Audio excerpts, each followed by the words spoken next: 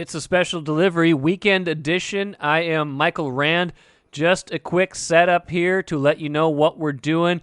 I was out at the State Fair on Tuesday with Lindsay Whalen and Gophers women's basketball beat writer Kent Youngblood. Lindsay, of course, covers the Gophers women's basketball team now. Had a great conversation with her and Kent out at the fair. Decided to make a bonus podcast out of it as well. So let's roll that right now, give you something to listen to over the weekend. We're going to do this in a couple days, too, with Chris Finch and Chris Hine on the Timberwolves. Chris Finch coaches the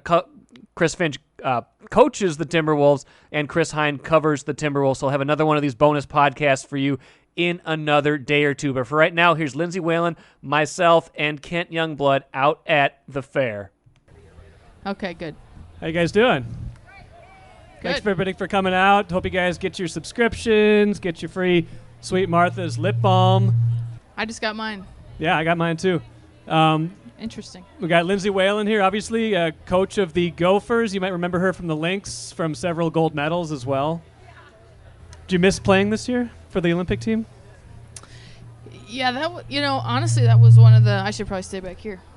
That was one of the times that I definitely missed playing, was watching some of those games. Just missing that atmosphere and opening ceremonies and everything, being all the training camp and all the kind of friendly games that you go play in before you go and play. That was one of the times that I missed playing most. Since maybe that first year when I didn't play with the Lynx. It was just because of the atmosphere and just what it means to play for your country. Would you ever be interested at some point in your career taking part in USA basketball as a coach? Yeah, absolutely. I think that's a big goal. A lot of coaches have put a lot of time in, and even to coach some of the junior teams. That obviously the Olympic team is, that's the ultimate. But so yeah, definitely if and when that would happen, I'd definitely say yes for sure. But it, probably a few years away, I would say. Got a little bit of work to do. Let's talk about your team this year. Kind of a cast of thousands. I think you have a 16-player roster. Yep. You have all but one player back. Everybody who started a game back. You have 4 double-figure scorers back. And 4 newcomers. How do you kind of get everybody on the same page? That's a lot of people and a lot of new faces.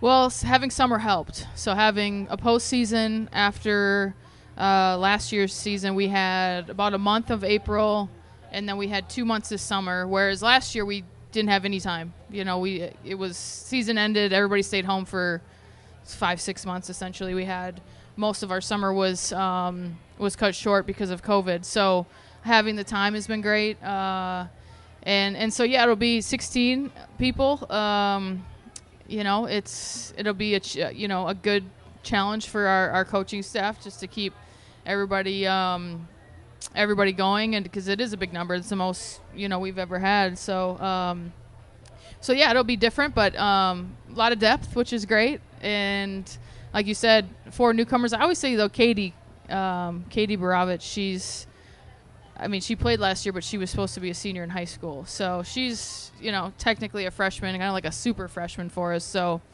yeah, 4 new faces and then 11 returners from last year's team. So a lot of experience. Now, our first freshman class with Sarah, Jazz, Caddy's really in that class as well. Grace, Clark, they're now juniors, so now they're upperclassmen. So they've had, a very unique so far college experience with going through a pandemic. But they're juniors now. They've been through the Big Ten. They know what's expected. So I'm excited for them to enter even more into that leadership role with this team. And then we have a couple grad transfers on this team as well. So some real experience, and then obviously, Kayla and Laura from last year's team coming in as their, Laura's, this is her 6th year of college basketball. Diva's 6th year of college basketball. So we have some players with some real experience, and other teams will too. Other teams will have that same, level of experience, but a bigger roster just because of COVID and everything that it, kind of everything that's unfolded since then. everybody was affected by COVID last year. Obviously, I think in some ways your team particularly, you got kind of a little bit of an outbreak that kind of shut down your fall practicing. I think that when you started the season, you only had 7 available players, if I'm not mistaken. And yet your team, I guess, finished strong, 6-4 in their final 10 Big Ten games. You got Jazz Powell and Scally, your top 2 scorers, 14 points each back. I mean, and now you're going to have a preseason and you're going to have a training camp. I guess your optimism level has to be a little high. Well, yeah, I think with how we finished the Big Ten, once we were healthy, we had about a 10, 12 game stretch there. We played. So we were 8-13. So how many games is that? Do the math for me 21. really quick. So we played 21 games. Probably 10-ish, and even during that point, Diva was out with her ankle. Where we could say like we were healthy. We started the season with Sarah out, with Laura out, with Kayla out, with Caroline out. So the first, and then we have our COVID. So so we had probably half the games. We feel good about that. That once we kind of got a rhythm, we got some practice. There was a stretch where we went 6-4 in the conference, winning 3 in a row at that point. So it's not where any of us want to be 8-13, but looking forward to next season, what can we take away? That's some positives. Obviously, a lot to work on, but what are the positives that we had from the season? And that stretch gives us a lot of optimism and a lot of excitement that we finished that way. So we know this group can do it. Now we just have to do it really consistently and every day. And, I think that's something that us as a staff and our returning players, everybody coming back is excited because they know that they can do it. Let's just talk briefly about your kind of top returning players. Jasmine was, I think, second team All Big Ten, and she battled kind of an ankle thing last year too, much of the year. And then you have Sarah. They're both, they play together now. This will be, they're playing together now for the 3rd year. Where does their games? Where do their games need to go? And then talk about Caddy a little bit. Sissoko, such an athletic presence. What is her next step?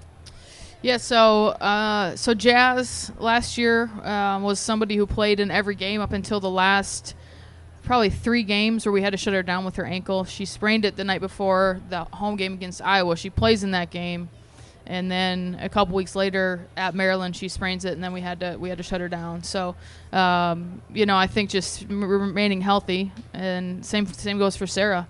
Sarah was came into the season a little banged up, and she's somebody who's in the gym constantly working on her game, as is Jazz. And I just think for those guys, it's just staying healthy, remaining consistent, and coming in every day, ready to work. And they've done that throughout their careers. And so now it's just they're juniors, so now they take on that more of a leadership role. And so that's going to be a big step for those guys. For Caddy, I feel like she's scratching the surface. Last year averaged 12 and 6, and her first year at Syracuse, she's banged up. She has to have some surgery on her knee. She transfers to us. She has to sit out a year for being a transfer. Last year I think when she came back from France, she ended up quarantined for almost a month in her apartment by her. Like she came over, and you had to first do your quarantine and then our team. So it was, for her to have the success she had was great, and I feel like she's just scratching the surface. She's somebody who should play for a long time. She should play beyond her years at the University of Minnesota. So I'm excited for her to continue to grow, and the fact that these players now this year hopefully get to have more of a normal college basketball season with fans. I mean, in college to play how we made it through with, we basically, as college student athletes, had to live in a bubble and couldn't really see anyone outside of our team. Their classes were on Zoom. It was a hard year for all of us, everybody sitting here, but thinking back to your college years, that's pretty tough. And to play a year in front of some great cardboard cutouts, but they didn't make a lot of noise. It was friends and family. It reminded me of the days at the Pavilion when I first played my freshman year, when this was the crowd right here, and so I'm excited for them and intrigued to to see how everyone steps up. And then Diva is the last one who last year sprains her, we're kind of rolling. We win 3 games in a row. We win at Penn State. She sprains her ankle at the end of the Penn State game. And so then it was a dirty play too, as I recall. Wasn't a great, it just, the first foul should have been called, like the first, she gets fouled and then ends up, chasing after the ball, and then she pretty much gets tackled. But if the first foul is called, that's where it's, and the only reason I don't want to get in trouble, but it's player safety. So I think I get away with it. But, Diva coming back for, like I said earlier, her 87th year of college basketball. It's going to be a lot of fun. You're going to have a couple middle-aged players on your team this year. Yes.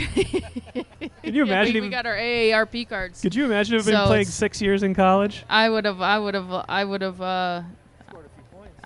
it. Well, yeah, would have scored a few points, but no, I joke with those guys all the time, Laura and Diva, that eventually they're going to play as many years as I played in the WNBA before they put me out to pasture before leaving the U of M. So they're going to have 8 degrees and bunch of master's degrees. I was like, they're not going to have any problem finding jobs, that's for sure, with the amount of degrees that they're going to leave here with, which is great, and they've earned it, and they've done great, and it's just we're just kind of all rolling with the punches, and we're definitely, I think, Laura will be, they'll both turn 24 this season. So it's awesome because it's players that are a little closer to our age that we can talk with and whatnot. So it'll be fun. You have Katie being the 5th, but she's, like you said, a super freshman. You have 4 brand new faces. 2 freshmen, Alana Michaud from Michigan and Watertown. She likes to be called Rose.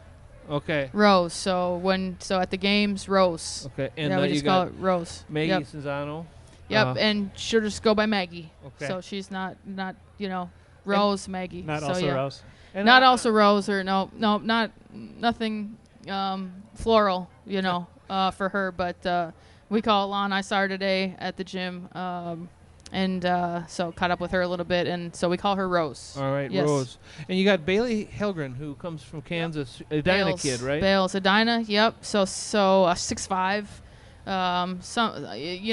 a big position of need for us, right? So playing in the Big Ten, we haven't had anybody 6'5" yet. I mean, Clark has really, AL, obviously our first year AL was, she's 6'1", which was great, and she had a great career, and especially a really good senior year with us. And then for the Ty, you think of Ty, she was 5'11", 6 feet, and did a great job and was awesome. But we've always been kind of undersized, and so just getting length at position is something that we really needed. And then even this year with the 2 grad transfers that we got with Bailey at 6'5", and then Deja Winters, she's a 6-foot guard. So just getting bigger at position, and it takes time. It takes a few years to really start to work that and get that on your roster. And so we're happy about that as far as just the size that we have when you have Naz Hillman in your conference, when you have Monica Sinano, Maggie's older sister. When you have some of these, bigs in our conference, to be able to have somebody that can go out there at 6'5" and give a different look is something that we really needed. And so we feel good that we address some of those needs in the offseason. So with all that size, you got a lot of depth at the forward position. Do you kind of see Caddy kind of being? I got to get back in the shade. Caddy being a kind of a. Got nowhere to go. Yeah, you're out. Caddy being like a 3, and then you'll kind of rotate the big. Caddy, she was more comfortable at 4. She'll play some 3, but we would talk, and I think she's more comfortable at that 4 position, and that's, at the 4 spot.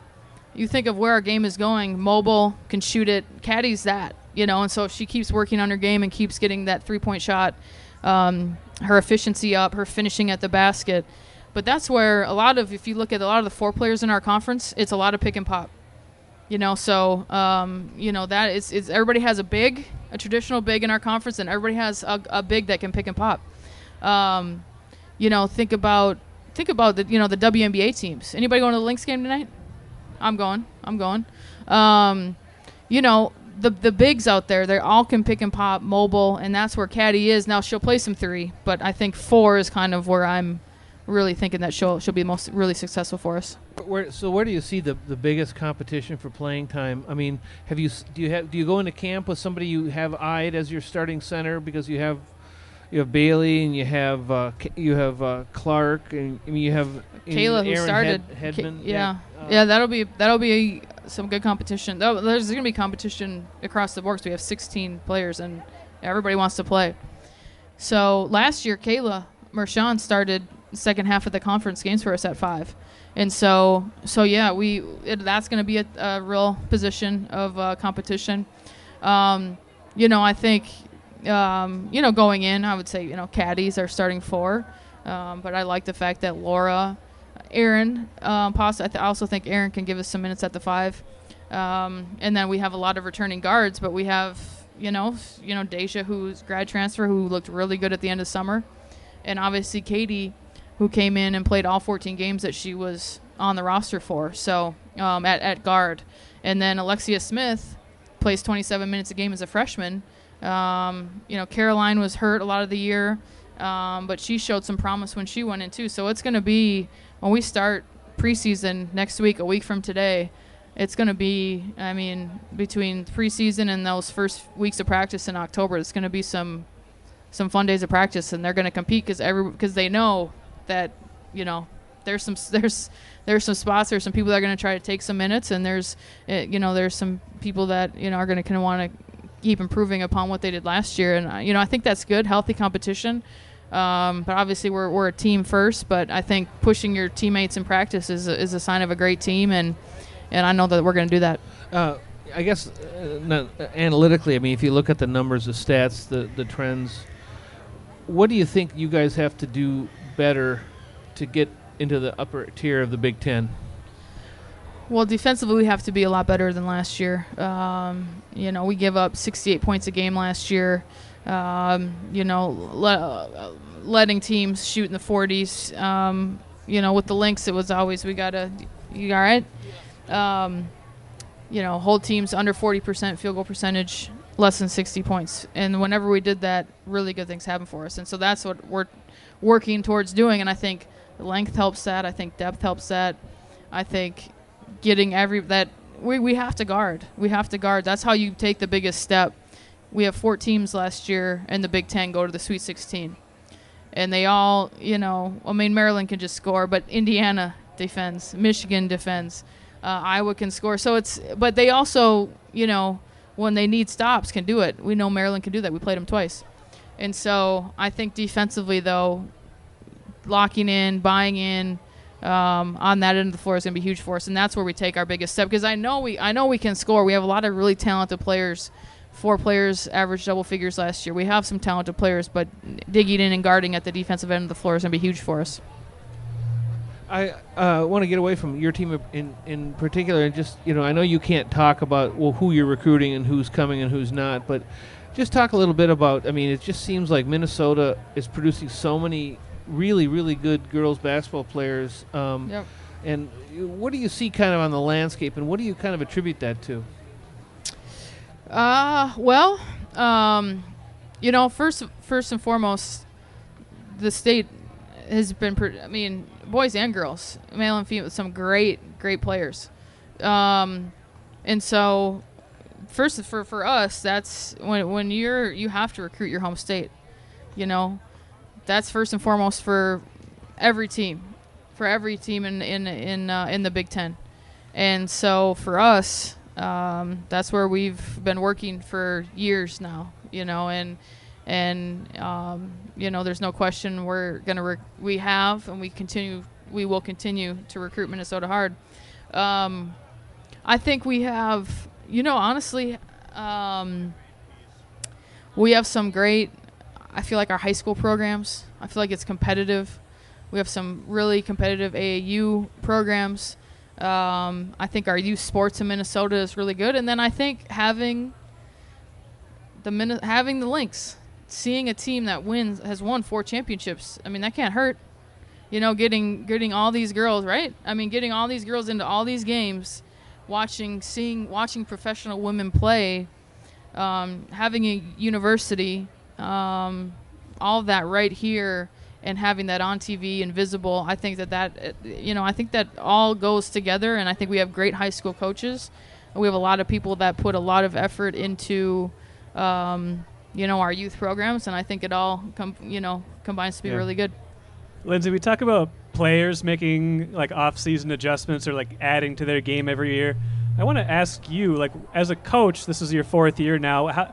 What are the things that you've added to your coaching game as the years have gone on?